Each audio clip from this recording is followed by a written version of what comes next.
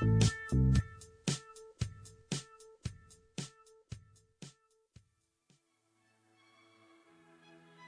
everybody, I've been tagged by The Faith Check to talk briefly about what grinds my gears. If you're not familiar with this guy, you should be. He has an excellent channel and his videos are creative, to the point, nicely articulated, and the cherry on top of all of this is that he makes sense.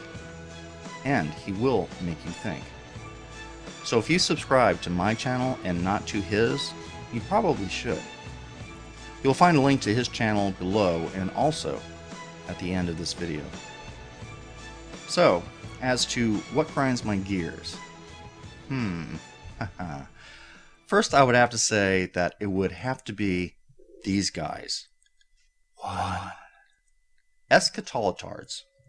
And I know I have touched on these guys in previous videos, but I think they do deserve another shout out, so to speak. Many people are not familiar with eschatology or eschatolotardation, for that matter. So, let me give you a brief synopsis, a glimpse, if you will, into what eschatology really is. Please take a moment to read what you see right now. I'm going to move along, so you may need to put a little pressure on that pause button that should be down here somewhere, or just click on the video screen. Either way, please read this before you continue.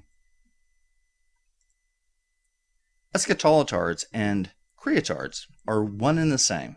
They just exist and espouse at opposite ends of the Bible literalist spectrum.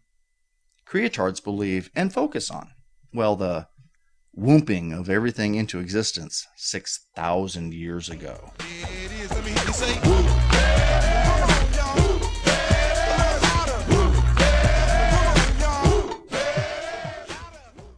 Eschatolotards focus on what is coming soon in our very near future. These fucking guys have such a hard-on, it seems, to see us burn or fly. Of course, depending on which team you are on. They, like the minions of foregoers before them, have got it all figured out. And of course, the end of the age is always just around the corner, within our lifetime. According to these guys, all you have to do is read the signs of the age properly. Oh, and heaven forbid, do not pay attention to what is written in the book that they find to be so unerring. Twice. Or was it thrice? These tards have been around and waiting and fantasizing about magical events for almost 2,000 years, to the point of needing a shot sock, it seems, to contain their exploding enthusiasm. Go figure. And yes, I did just say shot sock. Oh, and for those of you who want to babble on about this, or these, are you serious? Those verses really worked out for all of these prophets, didn't they? You know what else grinds my gears? Versions of God. Religious folk do not understand that they have created their own version of their own God in their mind. This really grinds my gears. Mormons believe in their version of their Christ. Jehovah's Witnesses believe in their version of their Christ. Catholics believe in their version of their Christ. The Amish believe in their version of their Christ. The list goes on and on, over 37,000 times. And yes, in every denomination, their version of their God is the true version.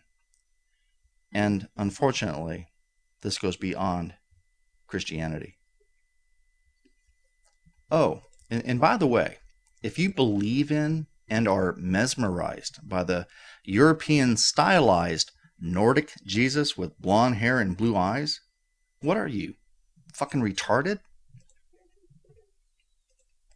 On a side note, if you ever want to piss off a fundy, either while debating or just discussing, really grind his or her gears, this is one thing they cannot stand. Whenever referring to God within your discussion or debate, always, and I mean always replace the word God with the phrase, your version of your God. Trust me, you're gonna ruffle some feathers with this one. Which leads me to my third gear grinder. 3. Preachers.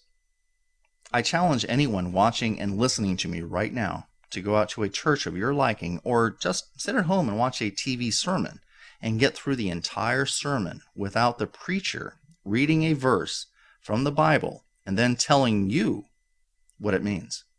In other words, hearing something like this: this is what God says, now let me tell you what he means. Or, this is what the word says, and I believe this is what God is saying. What the fuck is that? Is there any reason why God cannot say what he means in his own divinely inspired written word? Any reason for a human interpreter? Oh, that's right. Refer back to what grinds my gears. 2, 4. Personalized religious license plates. We've all seen them. I live in Virginia, and I have heard somewhere down the line, and I do not know if this is true or not, that Virginia, out of all 50 states, has the most personalized license plates.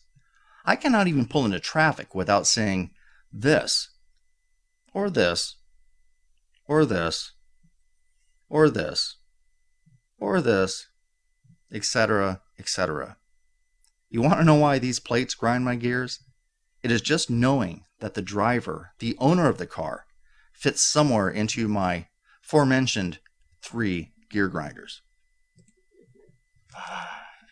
And last but not least, and this one is on a personal note, some of the arguments I have gotten into with my wife. This is me. This is my wife. She is a fish head. I am not. You guys do the math on this one. Oh, and for those of you out there who are just scratching at your crotch to send me this, please don't. Okay, I am done with my rant, so now it is time to pass it along. Here's a rather eclectic group of recipients that I would like to tag. And in no specific order, but for personal reasons, here they are. Some do not even need an introduction. Some do. If you are not familiar with these guys or their contributions to YouTube, for whatever reason, please throw them a little love, and please give each of them at least 5 minutes of your time. You might like what you see. Oh, and there is one more person I want to tag on this, and he knows who he is.